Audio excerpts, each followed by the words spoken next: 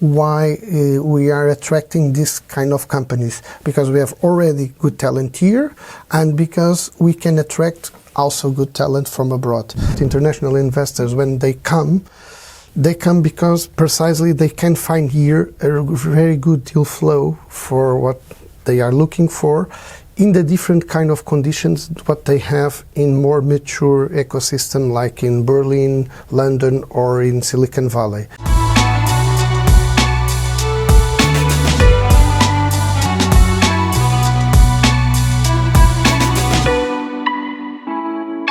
Welcome to Via News. Miguel Fontes, the CEO of Startup Lisboa, is here with us today. Miguel, thanks a lot for your time. We really appreciate it.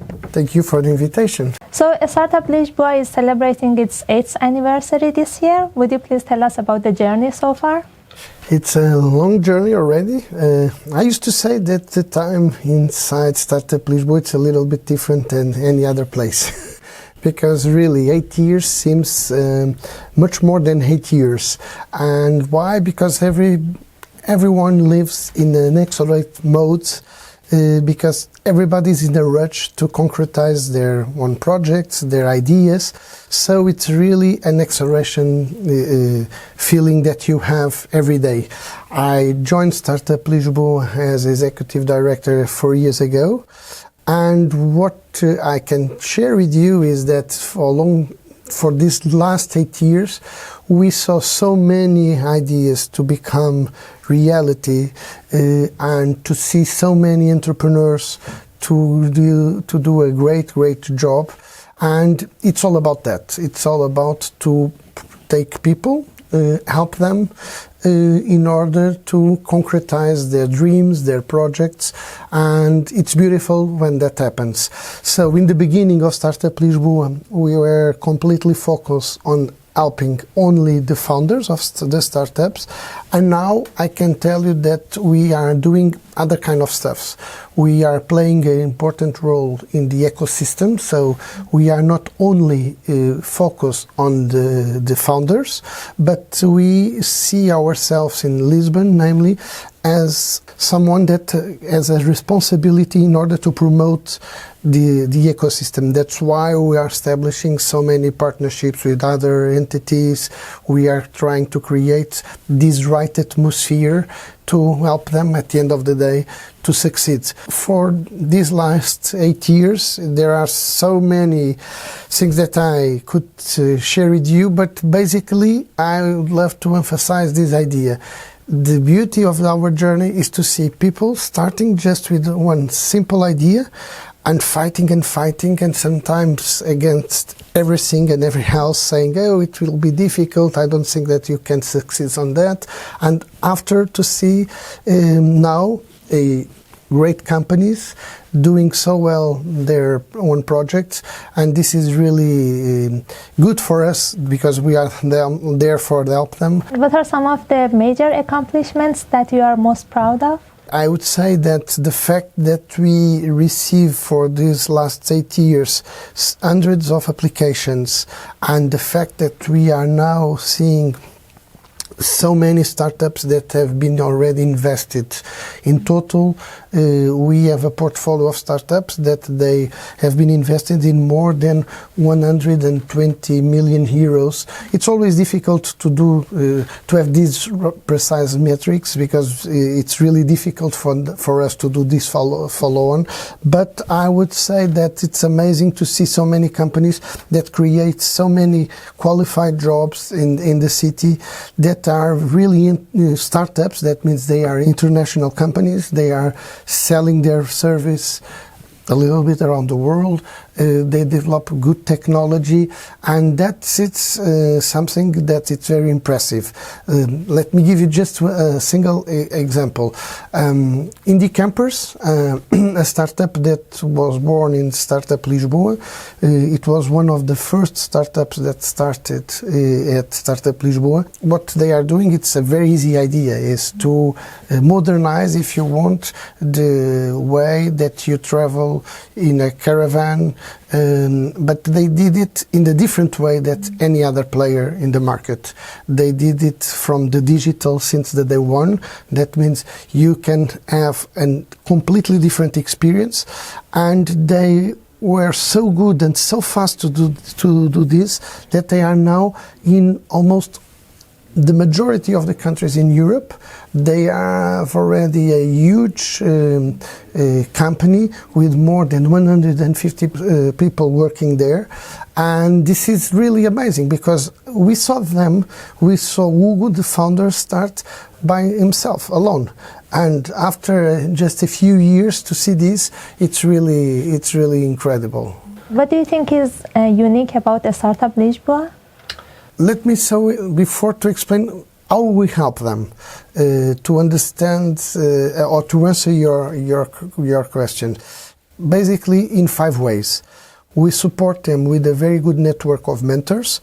Mentoring, it's very, very important for them because they need to have access to the right people in the beginning of the project, of the ideas. And the mentor can be someone very expert in a technical question or in the market or with very good connections. We have a very huge portfolio of mentors. At this moment, more than 135 mentors in our portfolio. And it's a pro bono model. That means we are talking about people that are available to help them. And this is one of the pillars of our activity. The second one, it's about partners, strategic partners. It's very important for them to have access to tech companies like Amazon Web Service, Microsoft, Cisco, or Google, just to give you some examples. But also other kind of companies like law firms that can support them when they need it. So we have a very good portfolio also of strategic partners for them. The third pillar, I would say, it's about communication, the awareness of the projects. We help them a lot to become known in the market, and we use our brand to help them to grow. One other part of our important job is to put them in contact with investors, namely business angel, but also VCs, venture capitalists. So it's very important to do the right match between their needs and what we have regarding the different kind of investors that we know them, and they are looking for different kinds of startups. And finally, to answer your question, what is unique? It's community, for sure. I would say we try to create the right atmosphere inside Startup Lisboa. That means what? We try to promote that spirit of community where they can feel and they can learn that they have to share. They have if they want, of course, but it's good for everyone if they share what they are doing. And we don't like to say something that it was very common in the past in Portugal, that the secret is the soul of the business. It's not. It's no longer that. It's about sharing. It's about to share your doubts, your challenge, your contacts, your learns. And if we can create this right atmosphere, this right community, it helps everyone in the process. So we try to do a lot of things in order to promote that. Not only the events that we organize, and formal events, doesn't matter, but also in the social media, if you want, and using these new tools like Slack. We have a group, a closed group on Facebook and so on, in order precisely to create this spirit of community and where they can share. And it's very easy to understand this with an example. Every day, at every moment, if someone is thinking about something and he or she needs to have access to someone and asking something, it's very easy because there are always the other founders that are there to support them. So I would say that it's something really unique about Startup Lisboa is the fact that we are creating that kind of community where they can learn from since the day one, that it's great to share, and it's the best way to accelerate their process to the market. And there are some other incubators in Lisbon. Do you see them as competitors, or do you think that you all complement each other? No, we don't see them like competitors because, as I told you before, we see ourselves like in our mission. It's very important to develop the developing of the local ecosystem. So, if you want to have a great ecosystem here in Portugal, namely in Lisbon, it's very good to attract new players, and that's why we don't see anyone like a competitor, but much more like a partner. So it's very common when, I can give you an example, when Second Home from London come to Lisbon, it's a co-work space, a curated co-work. The first player that they met in city, and with them they talk with, Rowan Silva, the founder, was with us at Startup Lisboa. And we help them to establish their project, the project in the city. So we never see that kind of players like as competitors, much more like someone that is doing a great work in order to grow our ecosystem. I would like to know how a startup Lisboa is encouraging female entrepreneurs here, because I did not see many female startup owners here. It's a huge challenge. Female entrepreneurs, it's internationally a huge challenge because for several reasons.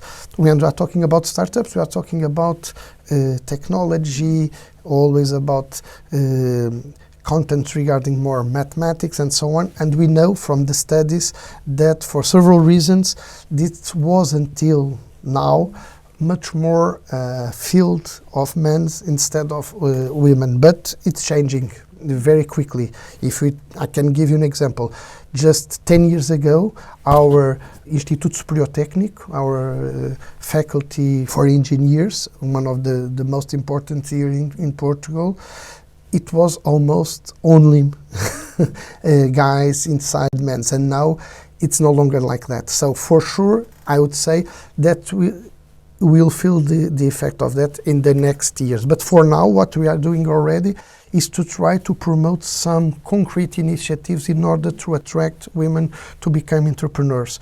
That's why this year we'll have an initiative related with Lisboa Green Capital 2020, precisely to encourage women to become entrepreneurs with ideas in this green agenda, if you want. And we want to do both. We want to encourage people to think in the different ways, more related with circular economy, sustainability and so on, but we are focused precisely, I don't like to say that expression, but in this target, if you want, because we know that we cannot just expect that happens naturally. It takes so many years to do this. So we need to accelerate that process. So we try in our initiatives always to be aware at least that this is a challenge, this is a problem. But of course we need to know that if we have them, we need to double our effort to support them. Could you please also talk about this investment bubble? How do you think Portuguese companies are preparing themselves to deal with it, and what are your recommendations? I would say that for now, regarding the Portuguese companies, we cannot say that we are living in the bubble already. Of course, there are some people that are saying that we'll have problems in the next future regarding investment, but the fact that our ecosystem starts later, that means that the investors, and I'm talking about international investors, when they come because precisely they can find here a very good deal flow for what they are looking for in the different kind of conditions what they have in more mature ecosystem like in Berlin, London or in Silicon Valley.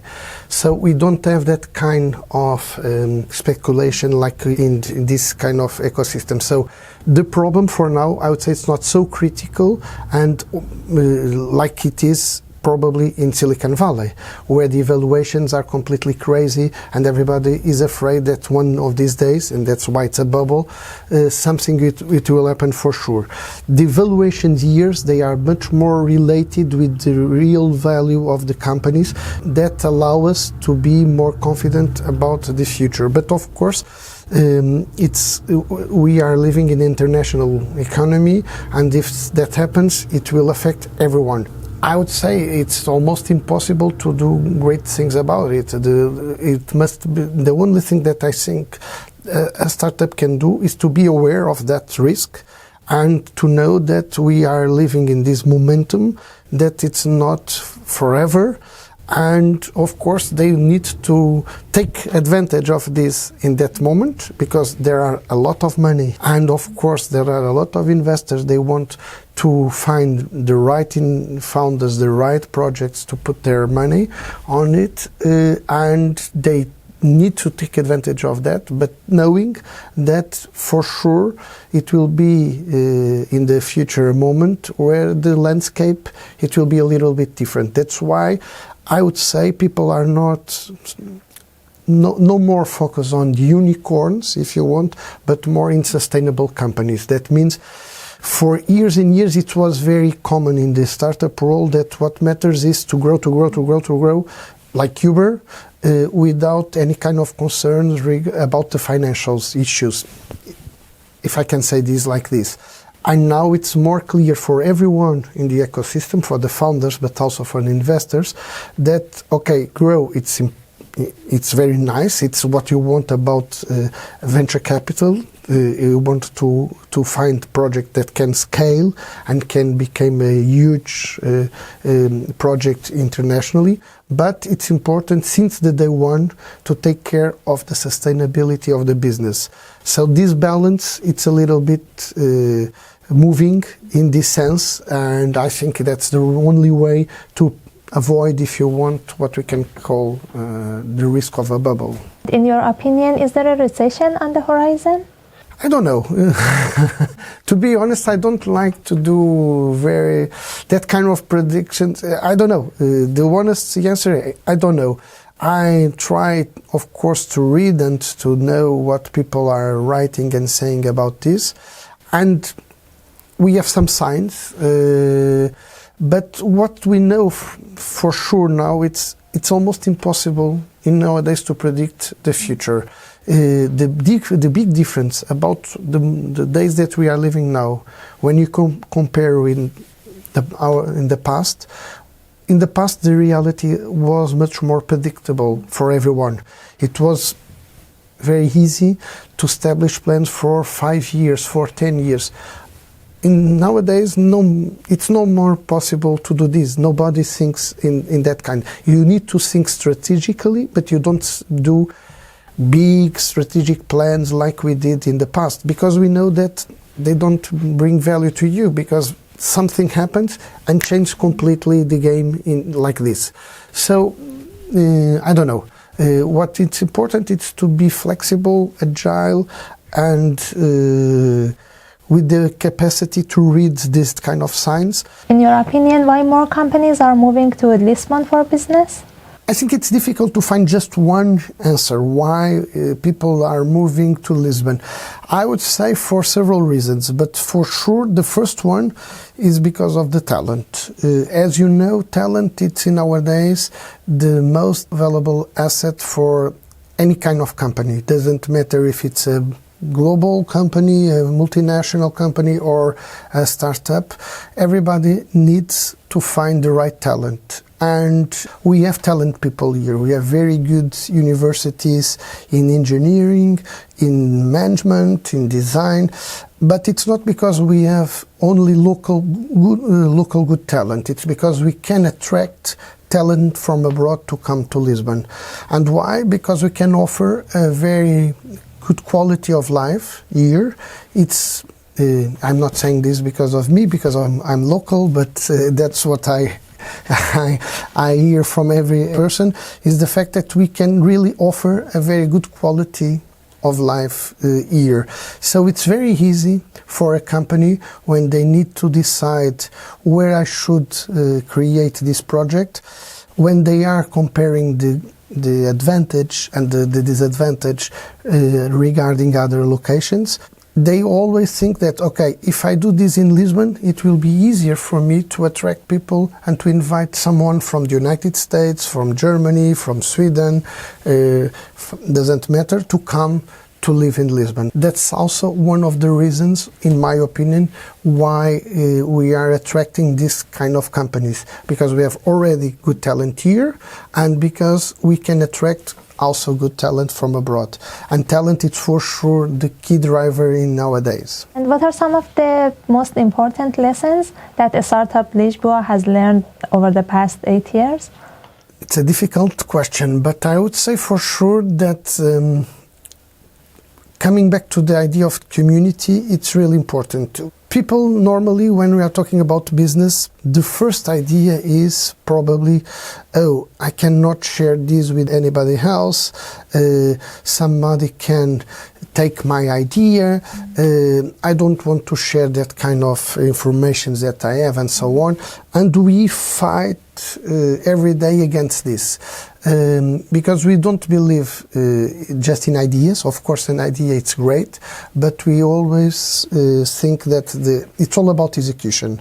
So what we want to promote is precisely that the idea that you need to share. You need to learn from the other guy that is just sitting around you, and you can learn from the success that he or she achieved, but also from the failures, and without any kind of problems. And also, this is important, is the fact that we don't want to have a storytelling about entrepreneurs, just saying that, oh, they are always great, they always succeed. No, we know, and we know this very well, that sometimes that doesn't happen like this. They fail, and they need to come back and to restart and pivot their projects, and that's okay. And this is for sure one of the great lessons that we have now, is that success is not about to do the right thing on the first time. It's about to try to succeed. It's about an attitude, a will that you want, and you want to create an impact on the society. Okay, I try once, I try twice, doesn't work. Okay, let's do this again. Let's change something that in the past we saw that it wasn't the right way to do this, and let's now do this in a different way. And this is something that it's only possible in this right atmosphere. That's why I'm trying to explain to you, where people feel comfortable with that, without seeing that, oh, you fail, but you were working in a different idea just 3 years ago. Why are you doing? No, it's normal. A great ecosystem works like this. What are some of your major goals and plans for 2020? Is there anything that you would like to do differently this year? We are involved in so many projects. We try to do, as any kind of organization, our own plans, but we are always receiving so many demandings from the outside, so it's really hard to manage all these plans at the same time, because we are thinking, okay, this year we'll do this, but sometimes someone comes with a great idea and it's almost impossible to say, no, don't do this. So this is part of our journey in nowadays, is the fact that we must be agile and flexible, and it's not really critical to have great plans, because the reality always comes first to put you in the right path. But I would say that for sure one big project that we have, and not only for 2020 but for the next years, is a huge project that we are involved since a while, called Hub Criativo do Beato. It's a huge project that we are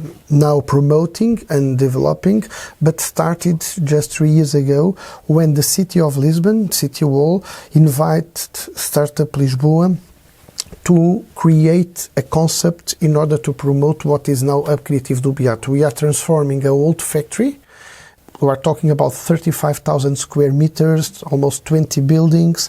And the idea was, okay, we have this in the city, nearby the river, in the old part of the city, how we can transform this in something that can add value to the city.